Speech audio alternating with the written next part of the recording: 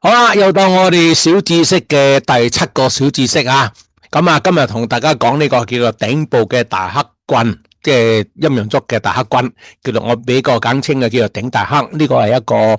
見頂嘅信號嚟噶，咁個準確性咧都有90%嘅。咁何為頂部咧？咁RSI 咧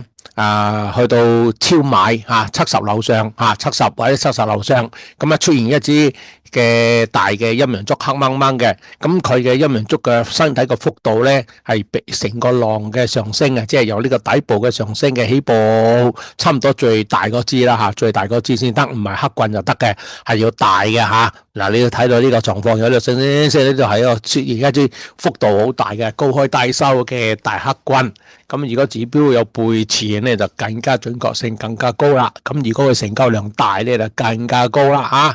咁呢個我哋俾個名稱嘅叫做頂大黑。咁我哋有咩用咧？就提防見頂嘅，因為通常呢個10次做咗8次至9次咧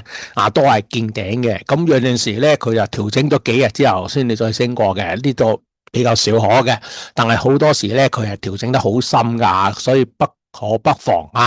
咁呢一個係以前嘅呢個期指咁你睇嗰次咧嗰次係跌得好緊要嗰次係哇跌到好深跌咗成5000幾點嘅咁樣嘅。咁我哋而家近期咧有冇出現呢支頂大黑咧？係有嘅上個星期五咧就出現啦呢個恒生指數嚟嘅。喺上個星期五咧就係呢個1月呢個16號咧就係出現咗一支頂大黑啦咁呢支黑棍咧唔算話好大，但係都係屬於頂大黑㗎。咁佢又行咗5個浪啦，1、2、3、4、5，行咗5個浪咧，最怕出現呢啲尤其佢又去到呢個之前嗰啲阻力位嗰度，咁佢嘅 RSI 咧亦都係去到呢個70嗰度啦，都勉強叫做超買㗎啦叫做超買啦咁呢啲情況咧就係叫做頂大黑，咁提防佢見頂嘅。咁加埋上個星期五加埋呢個上個星期四咧就變成穿頭破腳啦都係一個唔好嘅星號嚟噶。咁上個星期嚟講咧，每一日嘅走勢咧都非常之差噶。咁上個星期咧由呢個星期二到星期五咧都係有每日都有上影線嘅。咁呢個係顯示咩咧？顯示每一日咧都有人喺度做緊淡倉嘅，一去到高位咧嗰啲淡友咧就出嚟儲倉儲淡倉，咁不利後市嘅走向嘅。咁呢啲隨時咧係一個頂部嚟噶。咁不可不防。如果下個星期一咧，如果係出現低過26,700點樓下開咧，而且開完之後咧就低開低走咧，個裂口唔補咧，咁就變成一個見頂嘅倒魚走勢咯